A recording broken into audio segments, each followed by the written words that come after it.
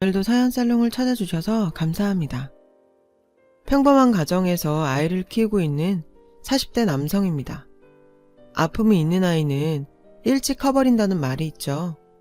어쩌면 그 말은 저를 두고 하는 말인지도 모르겠네요. 전 슬픔을 참는 법을 일찍 깨달아 애어른처럼 성장했거든요. 제가 그렇게 성장할 수밖에 없었던 건 5살 때 할머니께 했던 질문이 계기가 됐어요. 할머니, 왜 나는 다른 애들처럼 엄마 아빠가 없어?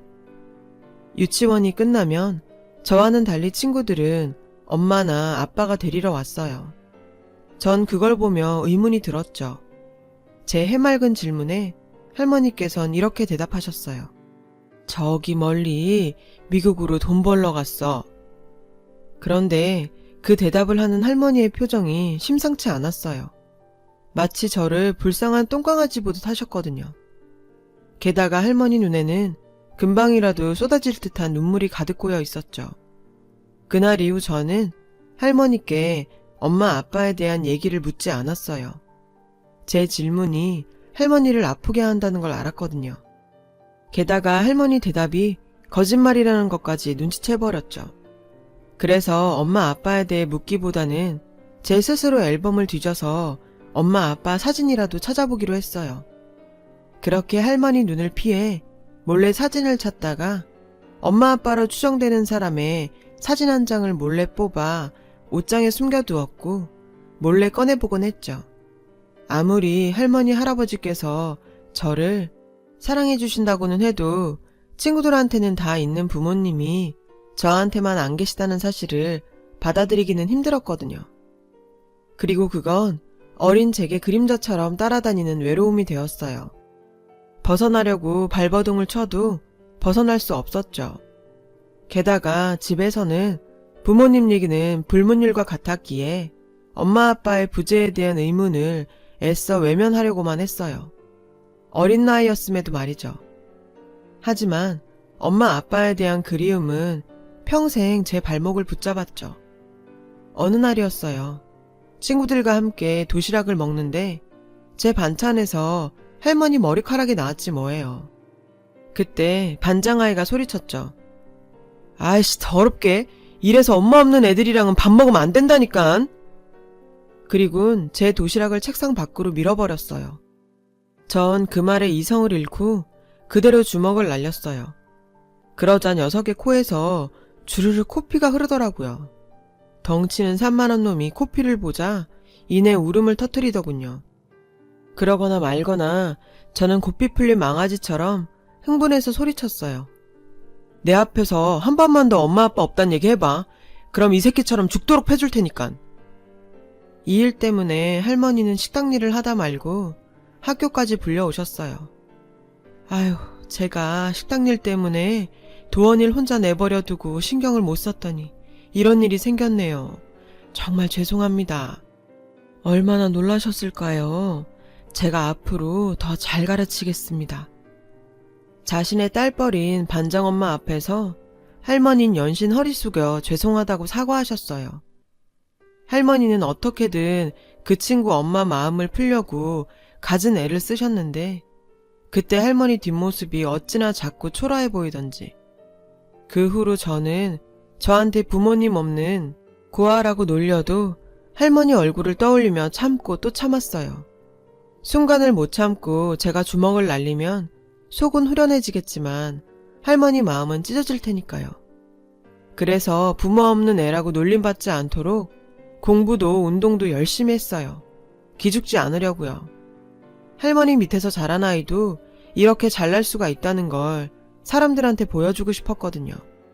그러던 어느 날 제 삶에 큰 변화가 찾아왔어요. 갑자기 삼촌네 가족들과 함께 살게 된 거예요. 잘 나가던 삼촌 사업이 크게 망해 집까지 팔게 된 모양이었죠. 졸지에 제 방은 없어지고 책상은 베란다로 밀려났어요. 그리고 할머니 할아버지와 살 때는 느껴보지 못한 눈칫밥을 먹게 되었고 저는 이 집에 머물러선 안 될 타인처럼 느껴지기 시작했죠. 엄마, 도원이 왜 아직도 여기 있어? 이제 그만 누나한테 보내. 누나 미국에서 식당 크게 한다며. 어느 날 안방에서 다투는 할머니와 삼촌의 대화를 엿듣게 된 저는 큰 충격에 빠졌어요. 그동안 부모님이 돌아가셨다고 어렴풋이 짐작하고 있었는데 엄마가 미국에 계시다니. 걔 이제 겨우 자리 잡았어.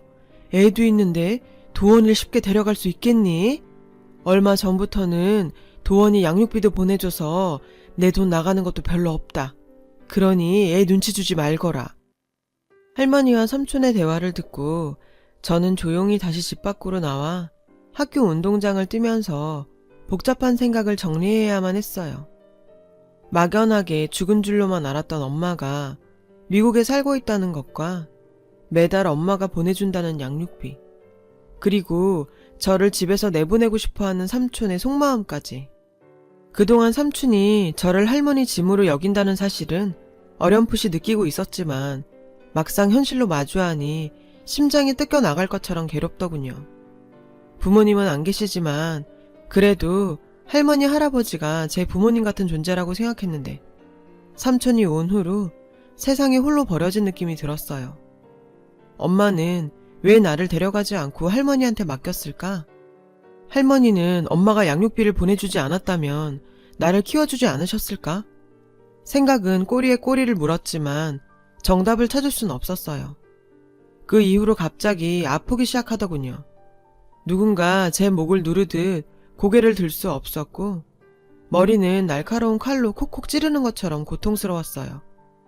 모범생이었던 전 출석 일수를 채우지 못해서 졸업도 못할 위기에 처했고 늘 조퇴를 밥 먹듯이 하며 그저 방 안에 누워있어야만 했죠. 외숙모는 제 방에 와서 "넌 또 아프니?" 라며 한심하게 쳐다보며 나갔고 삼촌은 늘 하던 설거지와 집안일을 제가 하지 않자 외숙모가 내 몫의 집안일까지 하느라 힘들다며 방에 들어와 한바탕 잔소리를 하고 가더군요. 할아버지는 저 때문에 아까운 병원비 나간다며 남자 새끼가 그렇게 약해 빠진 정신력으로 어떻게 세상을 살아가겠냐며 호통치셨고요. 정말 하루하루가 지옥 같았어요. 죽으면 이 고통에서 벗어날까? 처음으로 자살까지 생각하게 됐어요. 그도 그럴 것이 병원에선 아무 이상 없다고 했는데 저는 마치 귀신에 씌인 것처럼 온몸이 덜덜 떨리면서 아팠거든요. 공부를 잘해 서울에 있는 대학을 목표로 공부하던 저는 갑자기 찾아온 원인 모를 고통 때문에 학업도 포기해야만 하는 위기에 처했죠. 그날도 담임선생님께 조퇴 허락을 받고 집에 와 방에 쓰러져 자고 있는데 누군가 옆에서 중얼거리는 소리가 들리더군요. "하나님, 우리 도원이 불쌍히 여기시고 제발 좀 낫게 해주세요. 부처님, 우리 도원이 아픈 거 제가 대신 아프게 해주세요." 무교였던 할머니는 하나님, 부처님을 찾으며 절 위에 눈물까지 흘리며 기도를 하셨는데 살짝 눈을 떴을 때 오랜만에 본 할머니의 얼굴은 피골이 상접해 있었어요. 나중에 외숙모한테 들었는데 할머니께선 저를 위해 고된 식당 일을 하시면서도 금식 기도를 드리셨다더군요. 저 때문에 식사도 못한 채 기도하랴 식당 일 하시랴 몇 번을 쓰러지셨다고. 자는 척하면서 저는 매일 할머니 기도를 들었고 외로웠던 마음이 서서히 녹는 것 같았어요. 할머니의 기도 때문인지 전 기적적으로 한 달 만에 다시 학교에 나갈 수 있었죠. 물론 그 후로도 삼촌의 눈치는 계속되었지만 저는 이 악물고 밤늦게까지 화장실에서 혹은 책상이 있는 베란다에서 공부하며 상위권 성적을 유지했어요. 형편이 좋지 않아 학원도 못 다녔지만 대신 공부 잘하는 친구들과 어울리며 궁금한 것도 물어보고 지독하게 공부했죠. 성공해서 저 때문에 고생하신 할머니를 호강시켜 드리려고요. 그리고 나중에 미국에 있는 엄마가 절 찾아온다면 엄마 없이도 난 이렇게 잘 컸다고 복수하고 싶은 마음도 있었거든요. 그 복수의 순간은 생각보다 빨리 찾아왔어요. 고3 때 엄마가 절 만나러 집에 온 거예요. 제가 늘 사진 속에서 보던 그 모습 그대로였죠. 엄마는 절 보더니 하염없이 눈물을 흘리며 잘 컸다고 하시면서 연신 미안하다고 하더군요. 아빠가 갑작스레 사고로 돌아가신 후 의지할 데 없었던 엄마는 몇 번이나 목숨을 끊으려 했고 그때마다 엄마를 짝사랑하던 지금의 새아빠가 옆에서 큰 힘이 되어주었다고 하더군요. 새아버지 집에서 저를 데려오는 건 죽어도 안 된다고 해서 어쩔 수 없이 저를 할머니한테 맡기고 미국으로 떠날 수밖에 없었다는 구구절절한 변명도 늘어놓았어요. 그렇게 미웠던 엄마인데 이상하게 엄마의 얼굴을 보는 순간 그동안의 원망이 사라지고 대신 미국에 가서도 그 집 눈치 보며 제 양육비를 보냈을 엄마의 상황도 이해되면서 안쓰러워졌죠. 할아버지한테 너 대학 등록금으로 써달라고 3천만 원 드렸어. 그러니까 돈 걱정하지 말고 공부 열심히 해서 꼭 원하는 대학에 가렴. 그렇게 엄마는 하염없이 울다가 다시 미국으로 돌아갔고 저는 그 후로 치열하게 공부한 끝에 원하는 대학에 수시로 합격할 수 있었어요. 하지만 대학 합격 후 청천벽력 같은 얘기를 듣게 되었죠. 네? 뭐라고요? 할아버지, 그게 무슨 말씀이세요? 제 돈이 왜 없어요? 엄마가 제 등록금으로 맡긴 3천만 원을 할아버지께서 삼촌 사업자금으로 주셨다는 거였어요. 그거 저 대학 갈 돈이잖아요. 할아버지가 무슨 자격으로 그 돈을 삼촌한테 주세요? 저 그 대학 가려고 얼마나 공부 열심히 했는데요. 할아버지가 용돈도 주지 않으셔서 옷도 제대로 못 입고 맨날 꼬질꼬질한 교복만 입고 다녔고요. 매점 갈 돈이 없어서 친구들 틈에 끼어서 간식도 얻어먹었어요. 그렇게 힘들게 자랐단 말이에요. 그런데 이제 와서 그 돈까지 뺏으세요? 그때까지 구석에서 말없이 담배만 피우시던 할아버지께서 제가 목에 핏대를 세우며 소리 지르자 오히려 저를 꼬집으시더군요. 이 은혜도 모르는 놈, 그게 왜 네 대학 등록금이야? 그동안 너 키우는데 돈이 얼마나 많이 들어갔는데 이 할애비 아니었음 넌 진작에 고아원에 갔어? 그럼 그냥 고아원에 보내지 그랬어요. 고아원에 있었음 삼촌 눈치도 안 보고 맘 편히 살았을 거고 원하는 대학도 갔을 거 아니에요.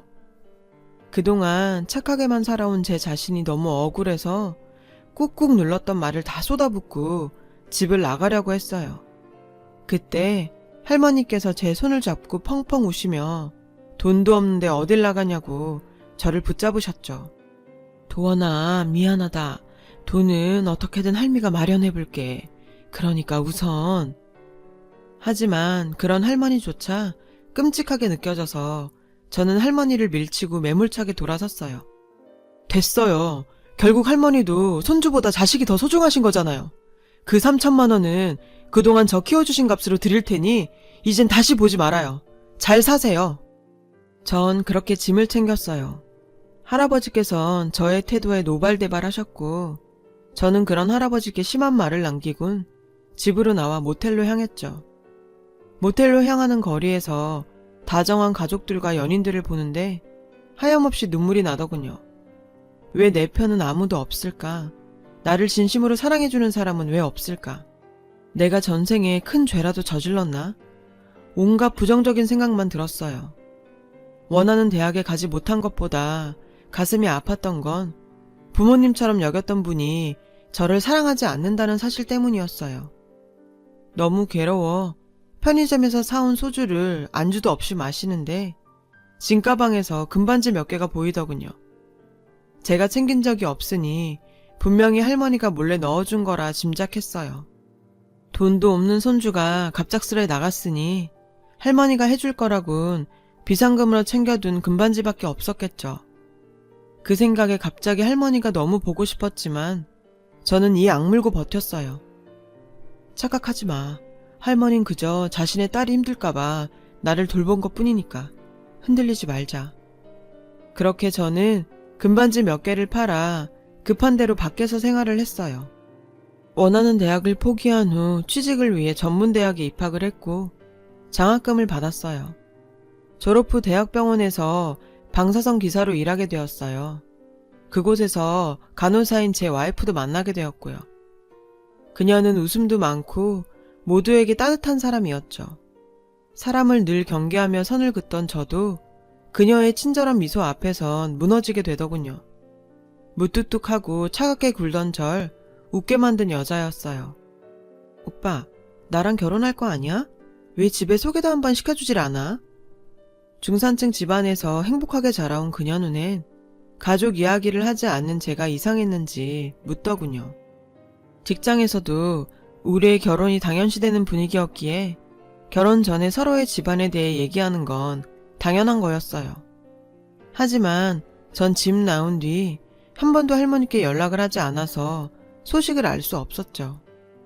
할머니와 할아버지의 안부를 듣게 되면 힘들었던 과거로 다시 되돌아갈 것만 같았거든요. 그래서 결혼을 앞두고 미국에 계신 엄마한테 오랜만에 전화를 드렸어요. 그리고 엄마를 통해 뜻밖의 소식을 전해 듣게 되었죠. 할아버지께서 파킨슨병에 걸려 오랜 투병 생활을 하게 됐고 홀로 병간호를 하시던 할머니마저 쓰러지셨다고요. 현재 할머니는 요양원에 계시는데 치매까지 와서 이제 사실 날이 얼마 남지 않았다고 하더군요.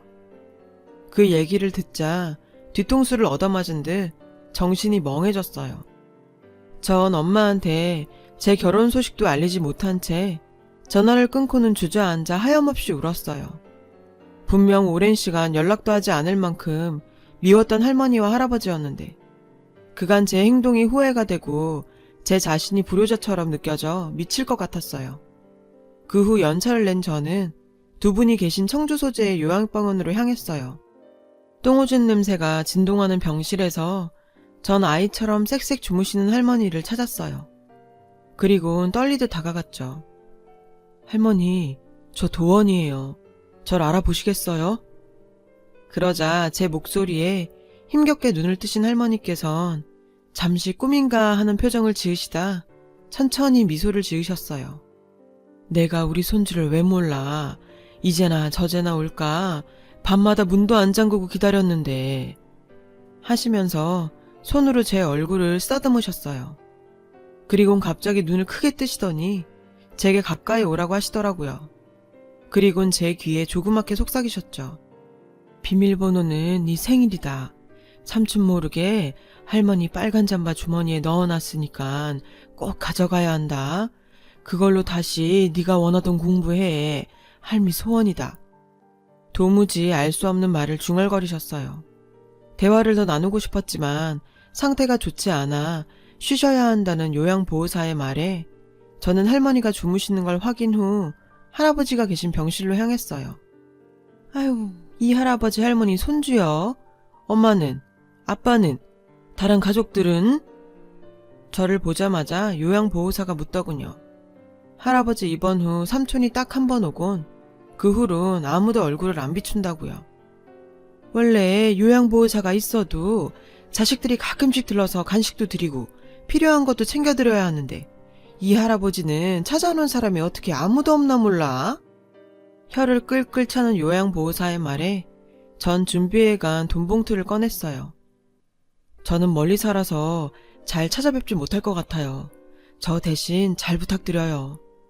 하면서 돈봉투를 드렸죠. 어머, 이런 거 받자고 그런 얘기한 거 아닌데. 그렇지만 잘 받을게요. 요양보호사는 돈봉투를 받자 자리를 피해 주었어요. 저는 할아버지의 얼굴을 가만히 바라보았죠. 10년 사이에 몰라보게 마르고 초췌해진 할아버지의 모습을요. 온몸이 가렵다고 손톱으로 계속 긁어댄 탓에 할아버지의 두 손은 묶여 있었어요. 할아버지께선 저를 알아보시고는 할아버지가 그리 미웠냐? 그렇게 연락 한 번 안 할 만큼? 내가 미안하다. 네 삼촌이 네 엄마가 맡기고 간 돈이 있는 걸 알고는 한 번만 도와달라고 사정을 하는데 외면할 수가 없었다. 몇 날 며칠 울면서 부탁하는 바람에 내가 잠시 정신이 나갔었지. 그래도 네 할미는 미워하지 말아라. 네가 집 나간 뒤로 하루도 편하게 자본 적이 없다. 네 할미. 네 대학 등록금 마련하겠다고 야간 일까지 하면서 악착같이 돈을 모으더라. 매일 은행에 가서 입금하는 것 같던데 통장 행방은 삼촌은커녕 나한테도 알려주지 않더구나. 그 통장은 도원이 네가 집에 돌아오면 직접 줘야 한다고. 말씀을 하시며 할아버지께서는 우셨어요. 네 할미 불쌍해서 어쩌냐. 평생 고생만 하다 이젠 죽게 생겼으니. 전 말없이 할아버지 손톱을 깎아드리고 병실을 나섰어요. 그리곤 오랜만에 살던 집을 찾았죠. 그 사이 집은 많이 허름해졌고 오랜 시간 인적이 뜸했는지 한기가 느껴지더군요. 안방으로 들어가자 화장대 위에는 할머니와 함께 찍은 제 졸업사진이 놓여 있었어요. 그 사진을 한참을 바라본 저는 할머니 말씀대로 옷장에서 빨간 점퍼를 찾아 주머니에 손을 넣어 보았죠. 순간 주머니에서 낡은 통장 하나가 뚝 떨어지더군요. 통장을 열어보니 빼곡히 입금 내역이 찍혀 있었어요. 통장에 적힌 내역을 읽고 저는 주저앉아 오열하고 말았습니다. 온통 도원이 대학 등록금이라고 적혀 있었거든요. 그걸 보고 몇 시간을 울었던지, 할 줄 아는 거라곤 식당 일밖에 없던 그런 분이 이 돈을 벌기 위해 얼마나 몸이 부서져라 일하셨을까 생각하니 견딜 수가 없더라고요. 그렇게 그날은 여자친구 전화도 받지 않은 채 술을 진탕 마시며 괴로움을 잊어야만 했어요. 할머니는 결국 제 결혼식도 못 보시고 하늘나라로 가셨어요. 할머니께서 남기신 돈의 일부는 할아버지 병원비로 썼고 나머지는 제 아이들에게 남겨주려고 그대로 두었죠. 너희 외증조 할머니께선 이런 분이셨다고 알려주려고요. 어느덧 아이들도 자라 할머니가 계신 낙골당에 데리고 갔더니 왜 할머니 사진을 보고 우냐고 아이들이 묻더군요. 아빠가 할머니한테 받은 게 너무 많았는데 그걸 할머니가 하늘나라로 가신 뒤에야 알게 됐지 뭐야. 그게 너무 후회가 돼서. 그러자 큰애가 그러더군요. 아빠가 이렇게 할머니 앞에서 찔찔 짜는 걸 하늘나라에서 할머니가 보면 더 속상하시겠다. 어른처럼 말하는 아이의 말에 저는 그만 웃음을 터뜨렸어요. 어느새 우리 애가 이렇게 컸구나 하고요. 아이들이 커가면서 저는 할머니께서 저를 키우면서 느꼈던 감정이 무엇인지 깨닫게 되었어요. 그래서 가끔 사무치게 할머니가 너무 보고 싶어지더군요. 그럴 때마다 할아버지가 계신 요양병원에 가서 할아버지와 함께 할머니 얘기를 하며 그리움을 달래곤 해요. 할머니, 하늘나라에선 부디 가족들 걱정하지 마시고 오로지 할머니 생각만 하세요. 그동안 많이 죄송했어요. 정말 감사합니다. 다시 만날 때까지 편히 쉬세요. 그리고 사랑합니다. 여러분, 사연 댓글에 응원과 현명한 조언 부탁드려요. 좋아요와 구독은 저에게 큰 힘이 됩니다. 오늘도 좋은 일 가득하세요.